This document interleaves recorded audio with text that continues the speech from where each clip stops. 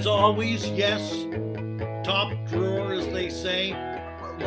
But are you really, Steve? Steve, are you really? Or Well, are you? it's funny that you say that because that is the thing for me now. I don't typically do that. Yeah, good. If somebody says, "How are you doing?" and I'm actually having a crappy day, I say, "Oh, I've had quite an irritating day." Oh, so Uh, this was a show business thing. When I, Pardon? when I asked you, this was a showbiz thing. When I said, "How's it going?" You went right to your showbiz person and said, "I'm fine. I'm great." Yeah, Yeah. yeah. Okay. Yeah. But and the reality is, right now, I am fine. Okay. Um, I have not encountered another person today. Nothing has happened in my life that could irritate or aggravate me.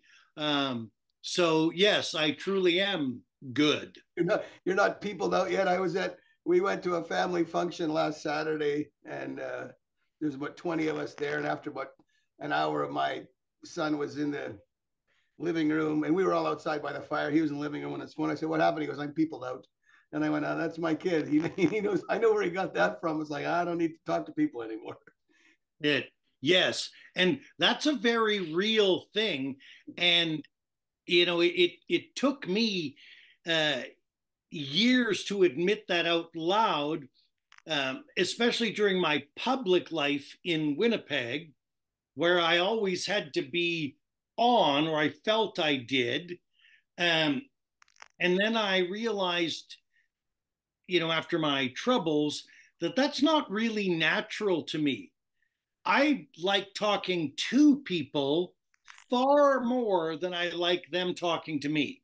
In our brief 2 month the whirlwind friendship here, I've gathered that. Yes, Yeah. yes. I think. Oh, well, you called it your troubles. I don't. I think that's been taken by Northern Ireland. I don't think you're I allowed. believe it has, although a generation has grown up not being aware. What do you mean? There's two Irelands? Okay, all right, fair enough. Okay, so you've co-opted. It's like Mike. Oh, I can't think of an. I also refer to it as my unraveling. I thought you called it your erosion the other day too, which I like. Yes, see, my erosion, my unraveling. Are you My are you re-raveling? you re-spooling. Yeah, like, are you just raveling then? If Yeah, your that's right. opposite of unraveling is raveling. I don't know. I'm sure if I googled it, it would have some sexual connotation, so I'm not going to. Uh, Yes, now you did the last time we talked. You were going to do. You had done stand up, your first ever, and then you were going to go back for a second and maybe last. Did you go back and do another stand up gig?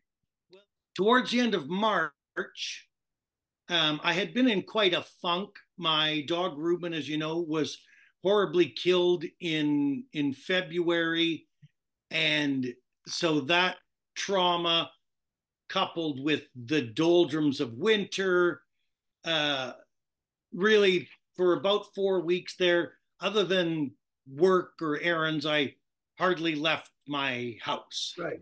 So I decided I needed to do something to shake myself out of this funk, because during this funk, and this is common behavior for me when I'm in a depressive situation, I say, okay, Friday night, I'm going to go and see that band because I love live music. And then Friday night rolls around and I go, oh God, that just seems like work. Oh good, there's hockey on. It's Columbus and Minnesota. Can I, So, can I interrupt you for a second? That's why you need a wife, because I'm the same way. But I will say to my wife, she'll say, "What's this on the calendar?" And I said, "I'm going to go see that band, or I'm going to go see that comedian." And she goes, "No, you won't." And I go, "No, no, I'm going to." Because we have a rule in our calendar: whoever puts something on the calendar first gets. If it's written down, that's priority. So okay. if I say I'm going to go golfing, and then my wife goes, "Hey, can I go?" And I go, "No," and I got it written down first. So and then but when it's something like a band or something like that, she just writes right over it. She whites it out and writes right over it because she knows I'm not going. And Oh, I go, "No, this time I'm going." And she goes, "No, you won't. It's going to be exactly like you. It's going to be -20.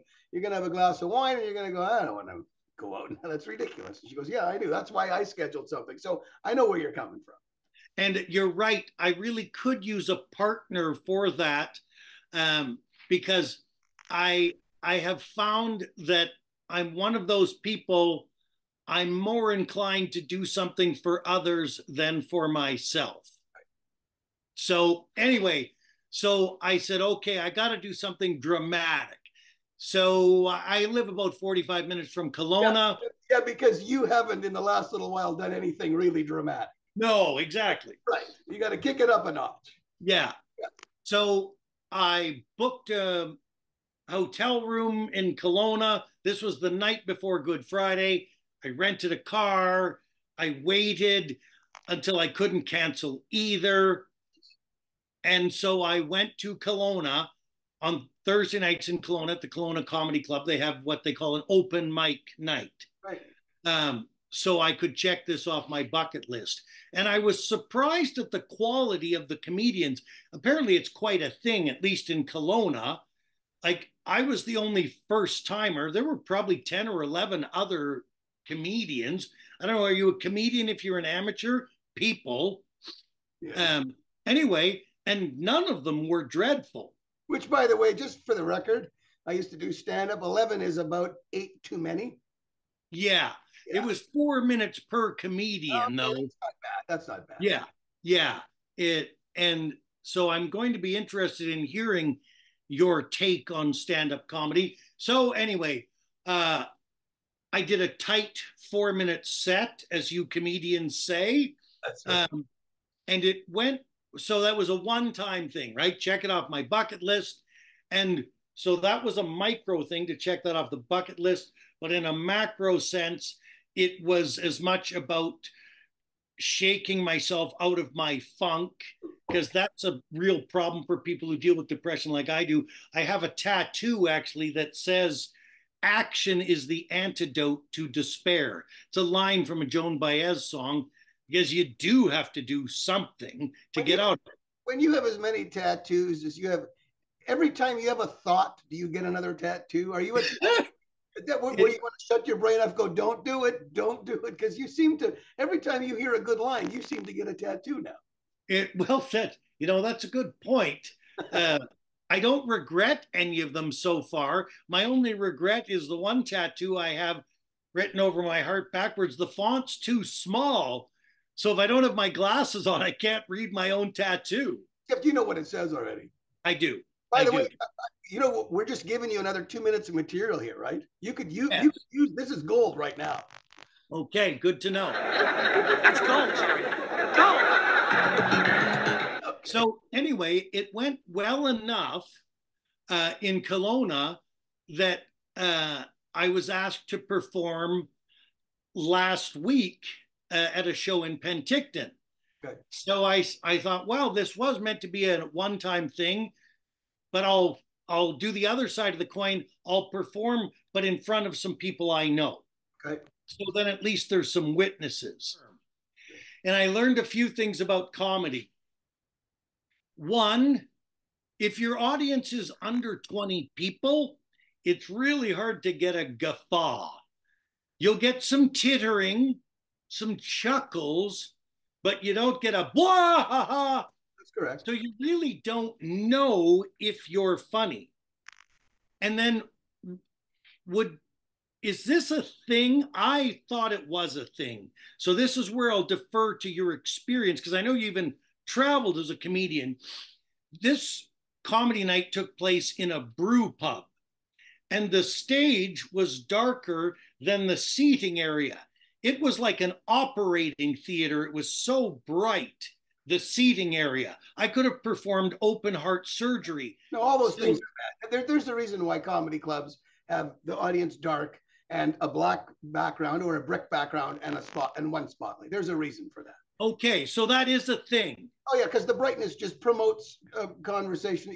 You don't want the people to see the person across the table from you. You want them to just focus on you. Of course, but this was obviously a brew pub that just sidelined in a bit of an open mic night, or whatever, a comedy night. It wasn't something built for that. And listen, I could tell you about performing at Red Deer with a gooseneck mic and a crow's nest. I mean, you adapt. You know what? In a crow's nest? What's that?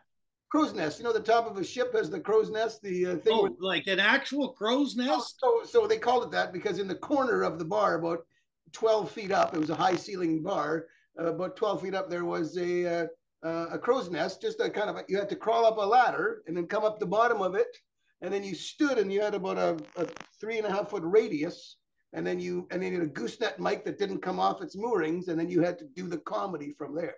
So you adapt. Did that enhance the comedy? Well, again, this was in Red Deer, so I think that's all you need to know. I'll just it's just fantastical story. Just that we had to we at the end of one of the comedians offended someone so badly that the manager said to us, we had done the MC, the middle, the main guy was on stage offending people. The manager started his truck, got us to get into his truck, and then he said, when he's done, he's getting in, we're getting you back to the hotel or you're going to get killed. I don't think we would have got killed, but there had been a thing going. So we kind of hit the ground running and left there, and he drove us to a hotel. But, Moose Jaw, Red Deer, Regina. Oh, okay. But now what did he say that was so offensive? I think, you know what, I don't know exactly, but it was, there's a few standard lines. I think some drunk woman, if my recollection was shot a spitball at my friend, a comic, like through a straw, and hit him. And then he was really mad, obviously. And then he said something like, oh, this is what happens when first cousins marry, or whatever the standard comeback is that we all used, public domain stuff. And then they took real offense to it, and then it escalated from there. And he was much smarter than them. But I have a saying. I know you like sayings. I have a saying. It's no fun being the smartest person in the room when you're the only one that knows it. And that was the situation for this guy, because he was doing some great lines, but nobody thought they were great. They just thought they wanted to kick the shit out of him. So he was too hip for the room. In this case, he literally, it was almost too smart. I mean, again, the bar is low in Red Deer, and yes, I'm saying that. So you had to do. But anyway, so your act went. It went well enough, I guess, that the organizer then asked me to open the show this Saturday in an actual comedy show. I am now the opening act for two comedians at a legit comedy show, which by coincidence is about 200 yards from my house. So this is in Penticton then? Yes. So if I time it right, I could get there between periods of the hockey game, do my 5 to 7 minutes, my set, be done my gig, and back home and not miss any hockey. Did you ever follow a terrible act that didn't help you because people were already annoyed and disinterested because the first person, the person who went before you was a bad ventriloquist or something? No, I never. I've heard that too. In fact, there's a Seinfeld episode where he goes and he bombs on purpose for. I don't know if you're a Seinfeld fan, but Kenny. Yes, I am. So Kenny Bania is a hack, and Jerry realizes that Kenny Bania is always getting great laughs because Jerry is really funny. So he's living off his laughs. So he puts on that rainbow suspenders, and he goes and he bombs on purpose so that Kenny Bania won't have the residual laugh. So let's see how Bania does without the cushy time slot. Ladies and gentlemen, Jerry Seinfeld. You'll excuse me. Man? Hey, everybody, who's ready to laugh? I never found that. I always wanted the guy in front of me or the girl in front of me to be terrible, because then the bar was so low. When I used to work with Yuck Yucks, so Yuck Yucks had clubs in Winnipeg, and then the next club was in Saskatoon. So they would send us on the road on the Tuesday, and you would do Moose Jaw on Tuesday. You do Brandon on Tuesday, Moose Jaw on Wednesday, Regina on Thursday, and then the comedy club in Saskatoon was open Friday and Saturday. So you were driving there anyway. The Yuck Yucks had a deal. But my point of the Moose Jaws and the Brandons and the Reginas, you'd get thrown up, never mind a microbrewery, you get thrown up in a dance club. So there'd be a dance floor in the middle with a light show in the middle of this bar, and they would say, and then they would stop the music, and people are sweating and dancing and doing, nickel shooters or whatever it is they're doing. And also they'd say, and now here from, and I would travel with two other guys. There was always three guys, and they would throw us on for an hour, and people would go, no, nobody would listen. But our attitude was, well, we got paid really well for those one night gigs. You get $250 a guy or something. So, 3 nights at $750. And this was back in the 80s. So you would just shut your brain off, right? You'd go out, and we called it pounding. You'd pound away at it. You'd do your bit. Nobody would, like, literally nobody was listening. So you weren't even, it wasn't even like, oh, I hope I get a couple of laughs. You wouldn't get any, but you didn't care.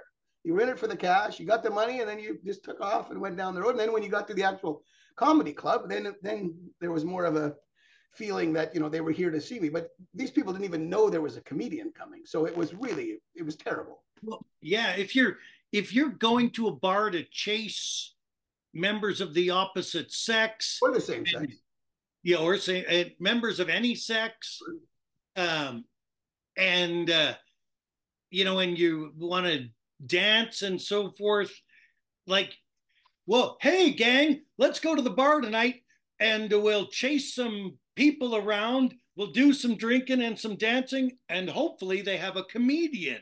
I know, yeah. And then of course, and then here's another line you probably haven't heard is, so rock and roll, and often comedians perform with rock and roll bands. They often perform with strippers. In Brandon, we always performed with strippers. Strippers made so much money because strippers would go on for they would do a show every hour for 12 hours, and they would get $100 a show. So they'd make $1,200 a day. Okay. Because a stripper can do the same act every hour, and the patrons are fine with it. A comedian can't do the same act every hour for the same people, because after the second time, we just heard that. Do you understand what I'm saying? I guess that's true, like Shower on the Hour. There was a strip club in Toronto, the Fillmore, Shower on the Hour. Right. Nobody ever gets tired of watching somebody nude in a shower. Right. It's not like the customers are going, oh, I already just saw those boobs an hour ago. You're right. Right. Yes. I know how this ends. That's right. So the dancer would finish their thing, and then they say, okay, now here's a funny guy. Yeah, so the dancers would like start at noon, so they would do, like I said, every hour, and then at 8 o'clock, let's say, we'd go on. So then they would do there, and they each had, I think maybe for that hour they didn't strip for that hour. So that one, like 8 to 9 hour, was just comedians, because I think between the three of us we could take up an hour. So we would each get paid $250, but the strippers would get $1,200. So when all of us would go out at the end of the night, they would always patronize us. The bill would come and they go, we got this, honey. We know how little you make. Like they made sounding better and better. Yeah. So, and then, yeah, so you do that in Brandon, you do a dance club in Moose Jaw. I think it was another dance. It was a long time ago, maybe another dance club in Regina. So, but yes, nobody would listen. But it was, you paid your dues. And here's another thing. Usually you traveled with people that are all, how you said, when you're back on, when you were back, yeah, and you were back in Winnipeg, you always felt that you needed to be that public guy. Well, comedians are the worst. I mean, two things. They're always on, so they're always trying to impress you with their, and they always have something in the can, right? They always have something in the works with CBC back in the day. They were writing a treatment, or they were doing a special. Of course, nothing ever happened. But you'd sit with them after the show. Everyone would leave. Usually the manager would, some guys would smoke dope, some guys would have a drink. And you'd sit there and you'd analyze, and yeah, everyone had to be on all the time, and it just got so exhausting. It's like, can we stop trying to out funny each other? Well, and I wondered about that too. This, where there were so many comedians in Kelowna. Are there, the sign that kid dream where somebody catches a foul ball in a baseball game, throws it back, and is discovered? Is that a common misconception that, geez, this next gig that we play in Minnedosa, there might be a comedy scout there? Is that a thing people say? And is there such a thing as comedy scouts? Did you ever hear of anybody getting discovered? Because call me a skeptic or a cynic, I just don't see it. There is, what happens is there's about, and I'm just talking about Winnipeg now specifically, and then there's a bit of a satellite, people that book them satellite, like in Steinbach and Beausejour, you're in little smaller towns, Winkler, Morden, Morris, whatever, and bars. But basically, like you can get to a point where you, well, it'd be pretty rare if you could make a living, right? But you can get known and you can have a bit of a following and you can make some cash. But yeah, I mean, it's the only way to do it. It's, I mean, if you are driven and you're funny, then starting off in Penticton, Kelowna, Winnipeg is the way to go. And at some point, if you just keep going and just keep going and just keep going and analyze and rewrite and do all that stuff, sure. Then you go to Yuck Yucks, then you go to Toronto. When I was back in the 80s, after about a year and a half, I moved to Toronto. I couch surfed for 6 months. The way it worked back then is you would, on Monday morning, there were, I think, 4 Yuck Yucks, 3 or 4. You'd call them all and you would schedule you'd get penciled in at a thing. And you had to know, you had to already be on their radar, right? Okay. You couldn't come like as a nobody. I had performed at the Yuck Yucks in Winnipeg, so I had some credibility. So Monday morning, and this is before the internet, anything, you'd get on a payphone, and you'd phone, and if you got through, they'd give you, okay, you've got Wednesday night at Yonge Street, you've got Thursday night at Queen Street, and they'd give you $50. And so you would go there, and then yes, then there were people, allegedly, I never met them, that would, hey, you should come do this, and you could get corporate gigs. I know people in Winnipeg that are really unfunny that do corporate gigs. And I don't know what's a corporate gig, like a convention party for the Royal Bank, and sure, a Royal Bank Christmas party, sure, absolutely. Oh, okay. They pay really well, so and it is the only way to go if you, let's say you're somehow anchored here. If you got a family or you're not mobile, you got to start somewhere. So yeah, I mean, it's the only way to go, unless you can just move to Toronto and then pound away there. But you still have to go through all the stuff. So I don't begrudge anyone the way they do it. But no, are there scouts in the crowd? I don't think so. No. But you said you did your first thing in Kelowna, and then someone asked you to do another thing after that, right? And now a third thing after that. Okay, well, that makes a question, right? The good news for me is I'll never know if my comedy career didn't take off due to a lack of talent, because it's not going to take off because I'm not prepared to make that kind of effort. I'm not prepared to travel somewhere and be ignored. I'm not going to be ignored, Dan.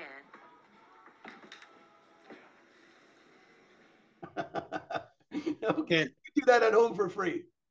Yeah, exactly. Well, because one of my most horrible experiences was at Yuck Yucks Toronto when they didn't call it open night, it was amateur night. And so we went, and the comedians were awful, but they didn't get heckled. We thought, well, if they're bad, maybe things will kind of get crazy. No, instead, the crowd started to ignore them, and the conversation levels just rose. So now this poor comedian is kind of flailing about on the stage, trying to regain the attention of the audience. And it was embarrassing and it was painful. Yeah. So I said I'd never go to it, and I never did go to another night until last month in Kelowna. And this is a somewhat related story. I forget the town. It was Minnedosa, Neepawa, one of those ones. And I was there to speak, to provide the address at the graduation. So in the town bar, like I guess, many of the graduates, high school graduates, were now 18. Right. So the night of their graduation, many of them, for the first time, go to the bar with their family, with their parents. So there were all sorts of parents and kids, and the kids are dressed up in their finery and so forth. But somebody didn't think to adjust the schedule, because that night was also the night the town bar had a stripper. So it's family night in the town bar, and this really cute young woman in quite a lovely dress. She didn't look cheap. Anyway, lovely young woman. She comes strolling in this dress, and puts this ghetto blaster up on the stage and then starts to do her thing. Well, everybody ignored her. It was like a Coen Brothers movie, you know, that these salt of the earth agriculture people, whatever you want to call them, lovely people, having a really having a really important family memory the night of my graduation, the first time I ever went to the bar with my parents. Meanwhile, 10 feet away is a girl disrobing. Valedictorian. Yeah, yeah. So anyway, I felt bad for the girl, of course. Like I always feel bad for strippers. I don't go and see them for that reason because I think I'd like to have a ranch where strippers could go and frolic about nude or clothed, and live nicely.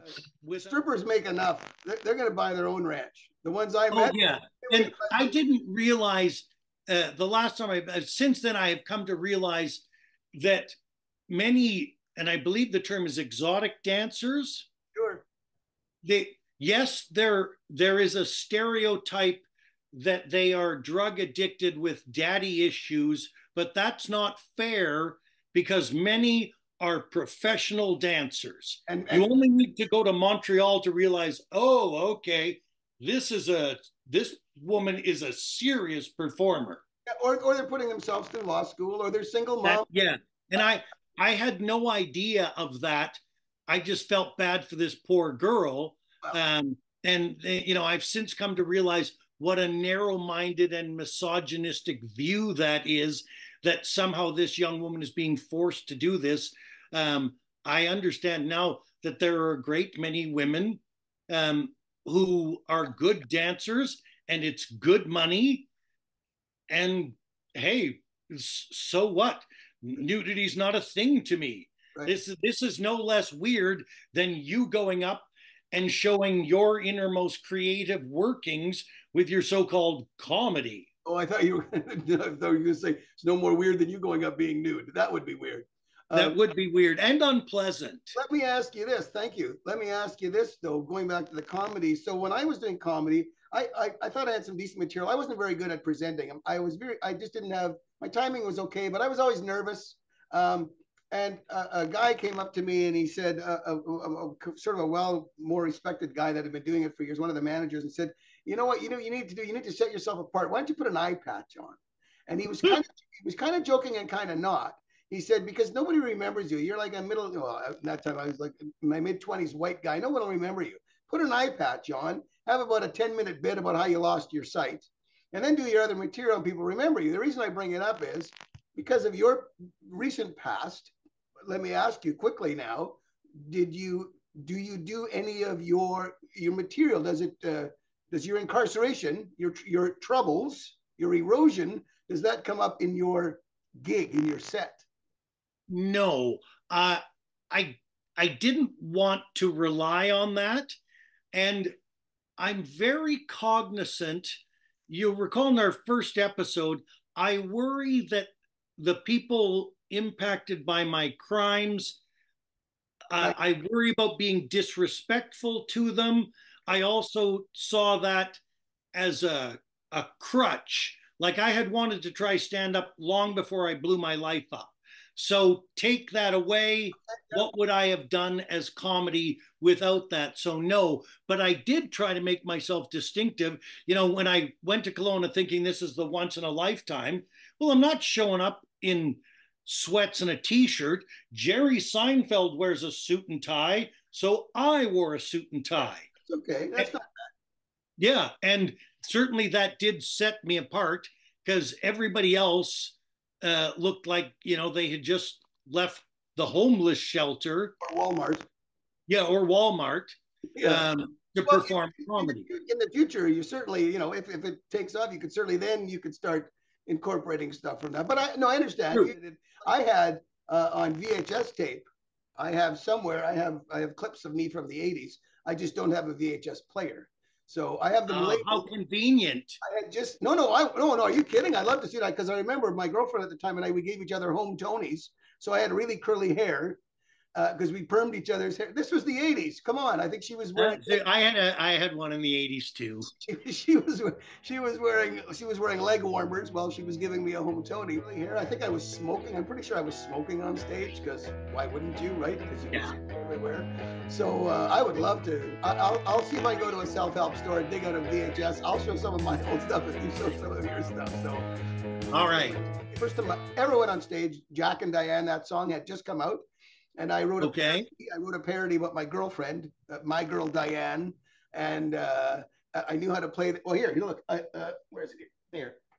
I did this. Where's my pick? Oh, how convenient! Oh, here's my guitar. Come on, they're everywhere. They're everywhere. I have them. Yes, exactly. You put them always within arm's reach. You learned back when you were single. Why is that guy bringing his guitar to the campfire? Oh yeah, that never worked for me, by the way. That never worked. I go off to the side and start playing like Dan Fogelberg, leader of the band or something. Yeah. I was looking for that one woman that said, that's a soft-hearted guy, and it never worked. The girl that sits and watch. That doesn't happen? Never worked.